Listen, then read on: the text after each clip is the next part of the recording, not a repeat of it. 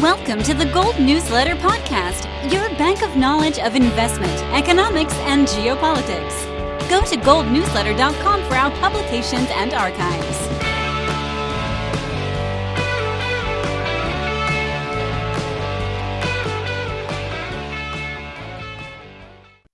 This is the Gold Newsletter Podcast. Fergus Hodgson, your host. Thank you for tuning in, everybody. Please give us a subscribe, whatever channel you're listening to, YouTube, BitChute, wherever. We appreciate you coming back.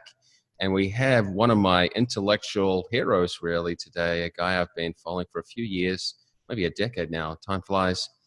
And he is the author of The Social Singularity, and he's written another book or two, but he is the director of Social Evolution, a nonprofit that promotes we had him on before. It's criticized by creating, or we'll get into that in a second. But his name is Max Borders. He is a wonderful writer, thinker, and we're so glad to have you. Welcome, Max. Thank you so much for having me. What a warm introduction. Max, well, because we've been working in, I guess, similar fields, and I've had the privilege of watching, you grow in your work. And I did read Social Singularity in full, and I reviewed that about a year or two back. And so Social Evolution, just before we get onto your book, what is this nonprofit? It's been around a couple of years now. And what's going on with this? What's the deal? What's the purpose? Yeah, the purpose of Social Evolution, the nonprofit, well, for one, is allows me a mechanism to launch books like The Social Singularity. Really, it should begin with ideas. Everything that all of the recipes for human improvement start in ideas. So, of course, we're committed to those ideas, but ideas about what? And the idea is the core mission of it is to create a world of mutual benefit. And implicit in that, so we don't want a world of politics. We want to transition out of the political frame entirely and into the innovation frame. And criticized by creating is a mantra that we used in the Future Frontiers conference that we run every year. That is, I think, cribbed from Michelangelo. But that very much that mantra captures the Social Evolution's mission as well, which is, it's becoming increasingly clear that political tribalism and the trench warfare that happens in the world capitals really doesn't do us very much good. It's really the vanguards of social change these days are innovators. And we really want to push innovation as a mechanism of social change. So that's the point of Social Evolution. Yeah, and just regarding that idea of moving beyond democratic politics, the headline I gave to my review of your book was "The Gateway to a Post-Political Age." I mean, that was the moniker I liked. That basically you're saying, what is this pathway that we can go to get beyond politics? And I was actually chatting with my uncle, who's a philosopher in Canada. He was just saying he's tired of it. He's not an ideologically, a dogmatic man. He just said that it seems so draining to our society, to our lives. So, 2 years have passed since you published your book, so The Social Evolution. And let me get the subtitle here. It's a long one. Stay focused. It's How Decentralization Will Allow Us to Transcend Politics, Create Global Prosperity, and Avoid the Robot Apocalypse. Man, okay. So also a decentralist manifesto. Decentralist manifesto is the short one that we do use for the cover. So that's easier. Right. And so one attribute of the book is that I fear maybe it's ahead of its time, that maybe you've written in a way that people aren't necessarily ready for. How do you respond? And that, have people understood your message? I think the people for whom this is appealing are already, first of all, as you said it was your cousin, the Canadian. My uncle. Your uncle. Yeah. Yes. Feel very much like your uncle, which is that this conflict machine that is politics has not yielded, it doesn't yield any spiritual fruit, and it really doesn't yield very much that's positive in the realm of social change.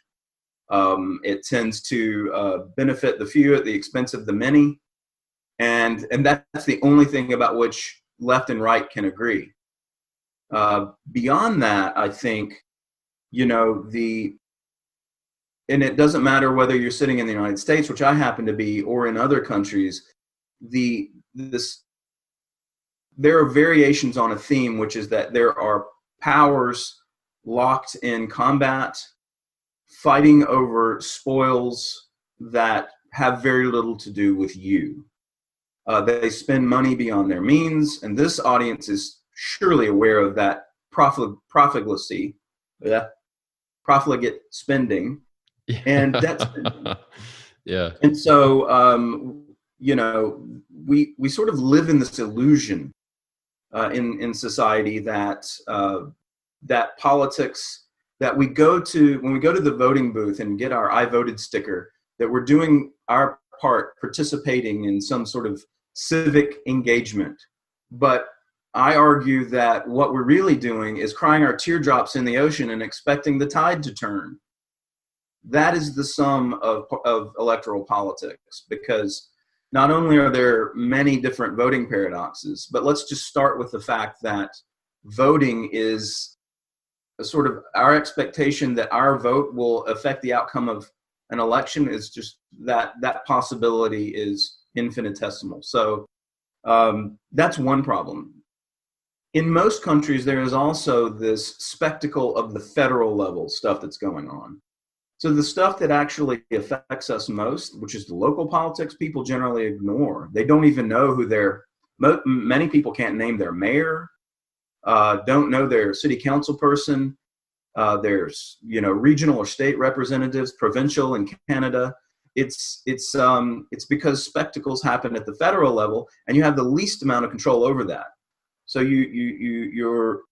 so the default is to engage in this signaling activism on social media, and of course that turns into ideological warfare that does the participants in that war very little good, and shields the apparatuses of power from any kind of real accountability. Yeah, you didn't answer my question though. My question was: is this message, was your book ahead of its time in that have people grasped your message? Because, as you said, right, many people who are already on board, we get it, right? I mean, especially the first portion of the book, I can't remember the section right now, but really made so much sense to me that we have these basically sports teams and their fans battling it out in the political sphere, but the rules of the game, or the sort of the broader problems don't really change. And meanwhile, we vilify each other on either side. Yeah, go ahead. You're right. I didn't answer the question, and I meant to get to that punchline. The answer is some do, and others are first. There's a subset that's on board. They already get it. They're already disaffected, very much like your uncle. Sure. Then there is a subset that finds it eye-opening, but they still feel rather impotent to do anything about it. And while we start to hearken to some of the mechanisms that will represent the social singulator, we're not there yet in terms of the lateralization, and I'll get back to that. But yes, it's too early. And I'll just tell you right now, I'm working on another book that will go much more deeply into explaining how it might be possible to hasten or accelerate the social singularity, and that's due to the collapse of the American Republic. A lot of us want that to happen, to be frank. So if we can move on, into your latest book, that it really seems overdue that the supposed union of the United States, it just doesn't seem to fit with the definition of any kind of union. And I like to call it the divided states of America at this point. So, but Yet we're here. People have been predicting some sort of downfall for many decades, and yet we just keep rolling on. I mean, I'm an immigrant here, but the United States keeps moving on. People still keep coming here, keep investing here, and so why don't you be more precise with your term collapse, in that there will be no USA, but like the USSR is gone? I don't know. The reason I predict collapse of some sort is because I don't think that what the United States government doing is sustainable into the future. Now, there are caveats associated with that. Okay, so one is that the debt spending as a percentage of GDP is accelerating rapidly. We're seeing unprecedented debt levels. However, our debt as a percentage of GDP has not exceeded that of, say, Japan yet. But one should be worried about Japan's collapse. If the United States dollar is the world reserve currency, and there is some sort of sovereign default, a lot of people say, well, there's never going to be a sovereign default because it's the world currency. It's really the only game in town. Well, I'm not so sure about that. But I think there are economists who are far more capable than in predicting this sort of thing. However, I do think that there is, and this is what I call in the book the Devil's Fork. We'll either see a 70s style stagflation, which is stagnating economy, high inflation, where the collapse is slow and drawn out and looks something like Argentina. And I don't want to offend your Argentine audience, but if you're an Argentine listener, you know exactly what we're talking about here. That happening to the United States means that other countries potentially are ascendant. I'm not so sure about China being ascendant. I think they have way too many problems similar to ours, debt included. That being said, they say nature abhors a vacuum, but my hope is that whether or not you have on one side of the Devil's Fork some sort of sovereign default where the government says we're out of money, we can no longer print it, and we get this sort of collapse scenario where all the businesses associated with the central bank, there's no money left for the central bank to begin to bail out, so they have to resort to inflation. That seems to me to be inevitable. And I'm not a practitioner or an adherent to what I call magic monetary theory or MMT. Yeah, sure. And on the other hand, you have a situation where if there is this inflation and you don't get a sovereign default, you get this protracted process, these interdependencies, whether they're corporate interdependencies or the bloated welfare warfare state, cannot sustain itself. So the hierarchical relationships, the dependency relationship between and among both the levels of government, as well as the corporations that are dependent on the largesse of the state, that dependency relationship will start to pancake. Just slow down then.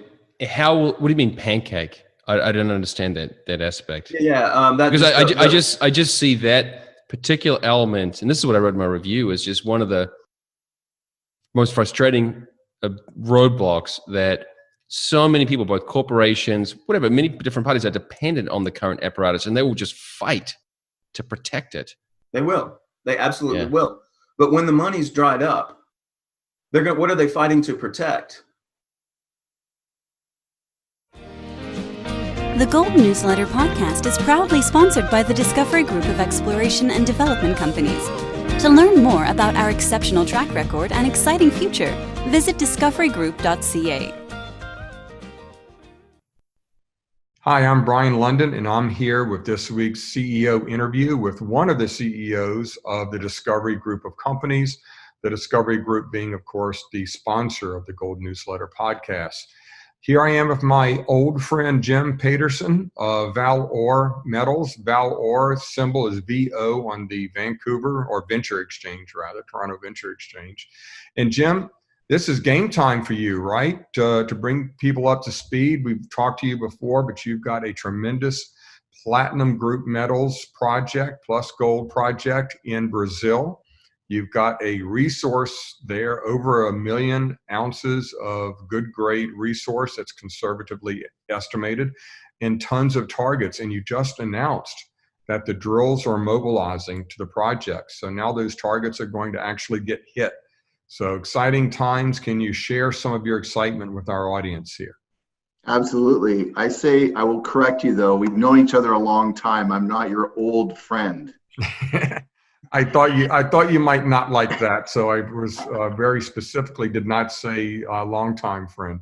There we go. But look in the mirror, Jim. It's been a while for both. It has been a while. You're correct. Well, yeah, it is. You're right. It is go time. We have spent almost 1 year now going through a tremendous data set, and then right when we were ready to rock and roll, we had the whole COVID thing hit, which sort of slowed things down. Actually, in Brazil, though. What we are understanding is that we can drill. We just have to be very careful. And what we announced today is the signing of a contract, and it was subject to a lot of negotiation back and forth just to get it right in this new normal in terms of COVID and how we're going to move around and keep people safe, not only the drillers, but the people that live in the communities and ValOre employees. So whole big thing. We're over it now. We announced it today that we'll be starting the drilling within the next 2 to 3 weeks, sometime either late June or beginning of July. And 𝗀𝗶𝘁𝗃 will be on site to do that. We also announced today that we bolstered our team. Yeah. We have 2 people that are living in Canada that are Canadian. Rob Carpenter, who was one of the founders of this company, actually, when it was called 𝗀𝗂𝗍𝗁 Energy. And we're super lucky to have him coming back on board and really helping us with someone he's known for a long time named 𝗵𝗶𝘁𝗶𝗆. And then we hired a new geologist to start. He's in Brazil, 𝗂𝗽𝗓 Diniz, and he'll be supported with some additional Brazilian geologists as well to get going. So today was the announcement about the drilling starting and also this sort of bolstering of the team. And then yesterday we had another announcement. We'd received results back from rock samples across the property. We have a large property there that we call 𝗵𝗶𝘁𝗃. It's a PG project, as you said, about 38,000 hectares. And we received results from about a little over 50 samples. And some of them were very high grade, over 26 grams per ton, 2 PGE, which it was, for the most part, is about half palladium, half platinum in terms of that 26 gram number. So about 13 grams palladium, 13 grams platinum for this high one. But there were several other assays as well that were high grade samples. And then we announced that we had a target that we have been discussing called Mendes North. And we actually have a news release and several videos on that. We just announced that over almost 600 samples had been received in the lab, and we're actually starting to get results back now. Hopefully we'll have those results back by the end of the month. And what we're really hoping with the Mendes North target is that, and let's see if we can actually see if you can bring that map up, because that's very exciting to me for our readers in Gold Newsletter, and ValOre has been one of our recommendations, and for me as a shareholder in the company. Essentially what we're looking at here is that Mendes North. Now you have no shortage of targets, drill targets already, but this is a new really series of targets that you've developed through some coincident anomalies, I guess satellite imaging and in standard geophysical mag geophysical surveys that are coincident anomalies. But look at the scale of that, each one well over 1,000 meters in size. Very exciting stuff. Now, will that get drilled in this program? Well, when the results come back, I'll be able to tell you definitively. But just to give you get a sense of scale here, you've got 38,000 hectares here. You can see where 𝗵𝗶𝘁𝗃 is located, and that is represented by this footprint right here, about 950 meters. There's over 91 holes in there, and it's a little under 400,000 ounces. So what really excites us when we know this, just, you know, a few kilometers as the crow flies is these stacked targets that we call the Mendez North area, which is right here, right along a road. And as you said, these coincident anomalies, you've got the mag data or processed 3D mag that we call the isoshell. So that's how we're judging the magnetism of these bodies. And then that's overlain with the spectral technology, the satellite imagery, as you described. So this target, and this target are coincident anomalies that had not been sampled. So we ran lines over this thing. We collected almost 600 samples, and those samples are in the lab, and we're getting the results now. If they come back and they're juiced, and they have PG mineralization, as I was telling you before, I will be the biggest champion and cheerleader for these to be moved into either phase 1 or phase 2 of the announced drill program, because access is excellent. There's a road. They're right off the road. They're of significant scale relative to one of the bigger ore bodies on the property. And if the grades are there, and if we're successful with our drill program, these are the types of targets that can add scale and ounces very rapidly, which is what people want, and it's what we want, to start adding ounces, start showing that this exploration potential is real on the property.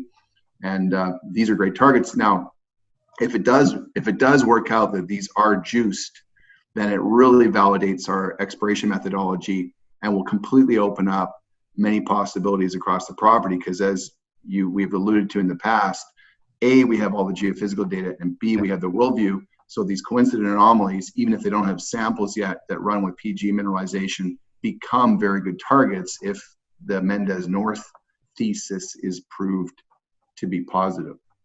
Yeah, and if you look at it from the big picture standpoint, I guess there's 3 important points to make here. One is that you already have a world-class PGM resource, already over 1 million ounces and sitting there very conservatively estimated. And because it was conservatively estimated, you have other targets and areas with drilling, maybe not of the drill density or verified yet that you would like, so that you can increase that resource on those known targets with drilling already. But then again, the land position is so large. And the third the point to make here and pathway to growth is these new targets that are popping up that could really not just significantly increase the resource, but potentially multiply it if you can find similar ore bodies on that large property position. Yeah, we're going to be balancing it where we want to have the discussion with the investment community and promote the fact that we're able to drill and expand known resources, which is part of our program. We love making new discoveries. Those are risky though, obviously, but where we're reducing the risk is that worldview and the geophysics. If those things are coincident and we're able to test them with soil sampling and their juice, then of course our risk is reduced, but the upside is there for discovery. But there are countless targets in this project that are geophysical anomalies, worldview anomalies, and they've been drilled by previous operators prior to the existence of the geophysics and the worldview. They've just been targets that were drilled, prior to the processing of the geophysics. They had geophysical coverage, that's why they drilled it, but they didn't have the resolution that we have. And there's PGM or PG mineralization in drill core in these historic rock samples. So these are great targets, and that's what we're calling target advancement. So all this stuff adds, I think you'll agree, we know how to do it. Yeah. We need to move things along, sort of expanding resources, but investors really like those new discoveries that add sizzle, and I think we can move those along in tandem.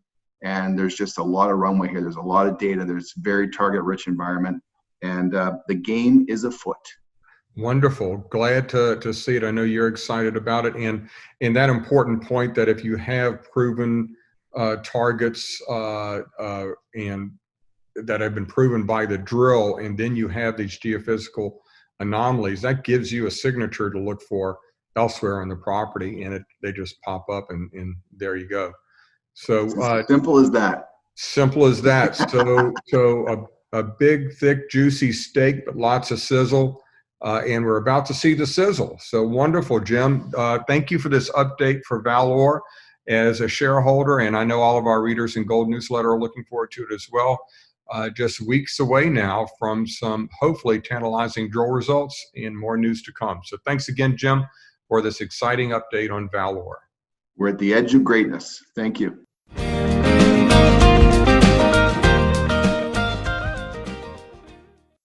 Well, like you said, they're fighting to protect a stagnant Argentine-style nation. Unfortunately, they're fighting for the scraps. Yeah, they're fighting for the scraps. Absolutely. Is that sustainable in a nation with 50 at least jurisdictions, 350 million people? I don't know. I think there are some orthogonal dimensions to collapse that we haven't talked about yet that could make it less likely that this sort of protracted, impoverished decline would happen. Although I think there again, Argentina in the 70s through the 90s did not have a technological substrate for the kind of self-organization that we're talking about in the first book, The Social Singularity. And that's what gives me hope. So let me give you a little example. It's a little bit wonky, and bear with me. I'll try to explain it in kind of simple terms. But there's this, maybe your listeners are familiar with this idea called concentrated benefits, dispersed costs. Sure. Okay? Yeah, public choice economics. Yeah, go ahead. Standard public choice economics from 𝗵𝘁𝘁𝗃𝗀. And this is what 𝗵𝘁𝘁𝘁𝗃𝗀 believed was behind the rise and fall of most empires, most countries, but certainly Rome being foremost example in comparing to the United States. When you have this imperial kind of hierarchical authority, now we'll go back to the information problems of hierarchy in just a moment. But when you have this kind of state of affairs with an imperial power, with concentrated benefits, dispersed costs, you have a situation where the mechanism is the benefits are concentrated on on special interest groups. In this case, corporations, lobbyists who represent them, and so on. The costs are borne by taxpayers who have little incentive or interest in fighting back against that, right? So the diffusion of the costs means that any given mohair subsidy, a lot of people don't even know what mohair is, much less that they have to subsidize it, right? But when you have this accretion of all of these tiny little things that are at the trough of federal largesse, you get this massive weight accretion that piles up, and eventually it starts to collapse under its own weight. And this has happened, this ebb and flow of empires throughout history has happened, and likewise with Argentina. But what I believe is that there can be an inversion of this process where you get concentrated costs of enforcing any of this and diffuse benefits of self-organizing into new networks. Here's a little example of that inverted process. Nobody thought in a million years you'd ever get rid of the taxi cartels. They were legitimated cartels that operated in just about every city in the world. Taxi medallions were the way you were able to operate a cab, and they claimed to be, regulating the number of cabs on the streets so there wouldn't be congestion. But what they were really doing is maintaining a cartel. And there were relationships between the politicians and the cartel license holder. All of a sudden, we found this legal gray area where somebody found a legal gray area, and then happens to be Travis Kalanick, the guy who founded Uber. And this legal gray area meant that, what do you do if people want to give rides out of their own cars and operate safely and securely through some sort of decentralized system? Now, this, of course, is decentralized at the layer of the The participants not at the layer of technology, but never mind. We'll get later to the decentralization at the technology stack. That simple change, technological change, upended the taxi medallion monopolies. And I would say a majority of people, at least in advanced societies, now use Uber before they use taxis. Right. There is still an example of how you switch the dynamic of concentrated benefits and dispersed costs through technological means. Okay, so you're saying this process, which we have observed with Uber, and to some degree maybe a hotel cartel, with the Airbnb rise as well, it has proceeded before our eyes peacefully, and municipal governments have been almost just completely incapable of stopping it. Not completely, but largely so. They've had a hard time. Yeah. Even when they have gone all out, such as in Argentina, they have struggled. People have found ways around prohibitions that even go to the financial sector. They'll use foreign credit cards, for example. Okay. Now, this leads you to believe that there can be an ushering in of a new, different, I'm not sure how to describe it. In the area we know as the United States today, there can be an alternative to that.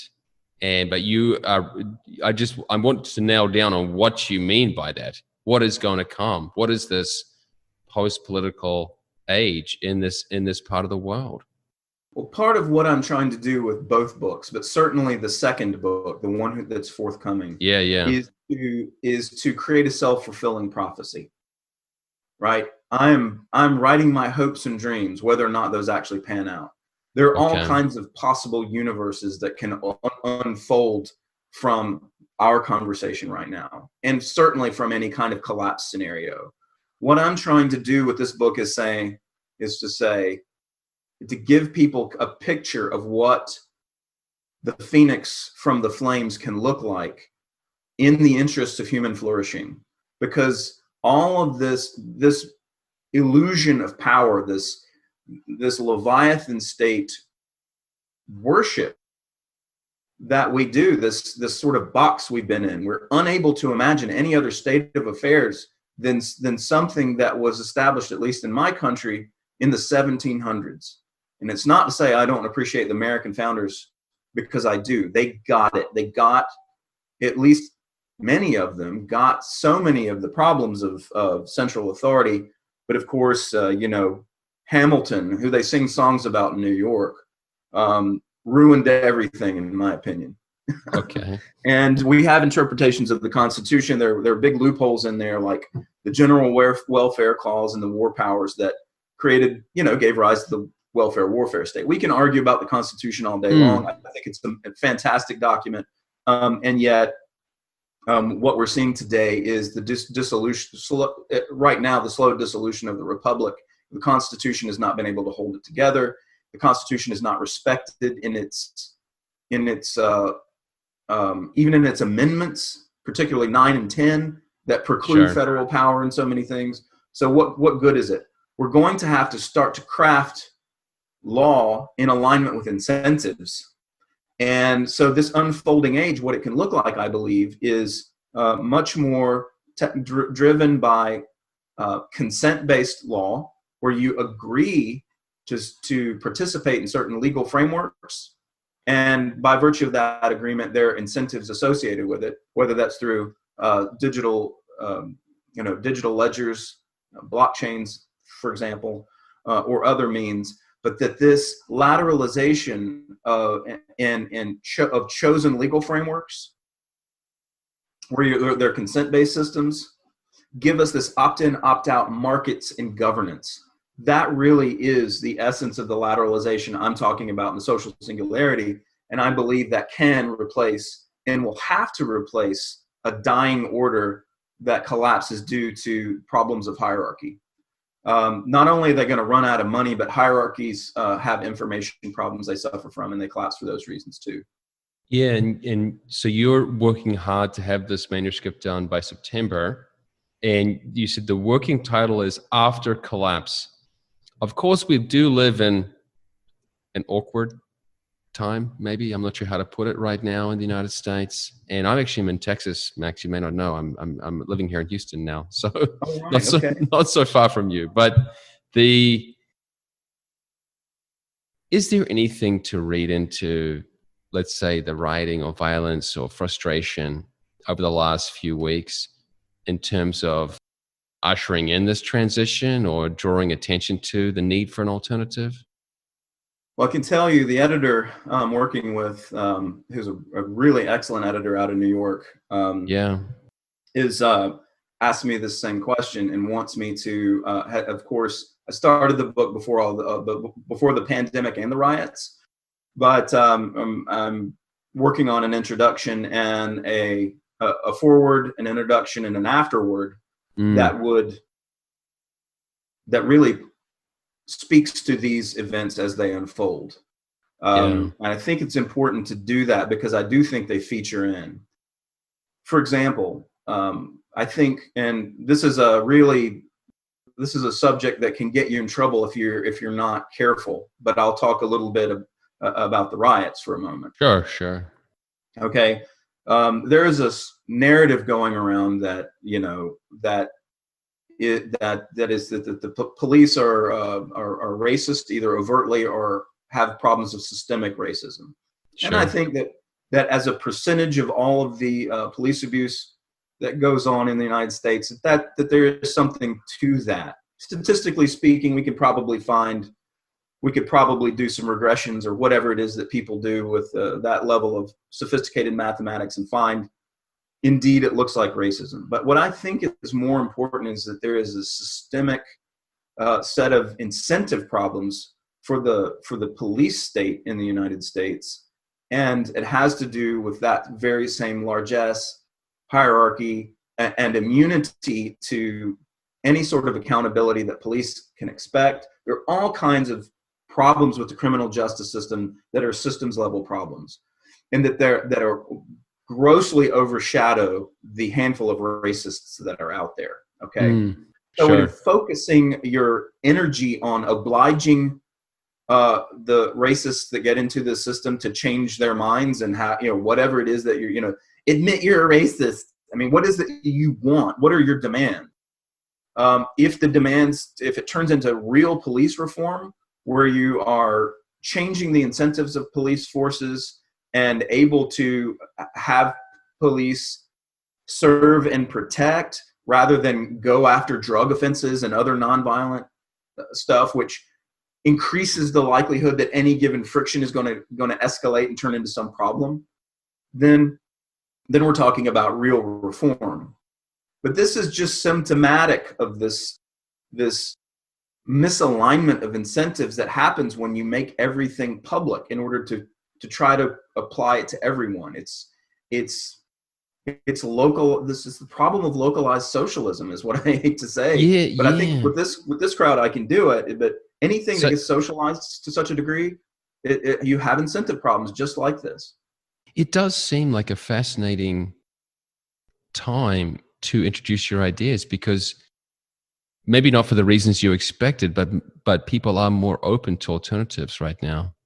They even if, as you say, even if the racial thing is maybe a distraction from the real problems, at least that distraction, maybe there's a silver lining there.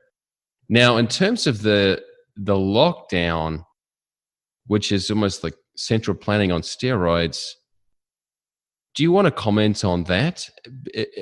I noticed that the Social Evolution, the Twitter feed at least, I don't know whether you were the one retweeting these things, did point to these unseen or secondary effects which politicians have not taken into account.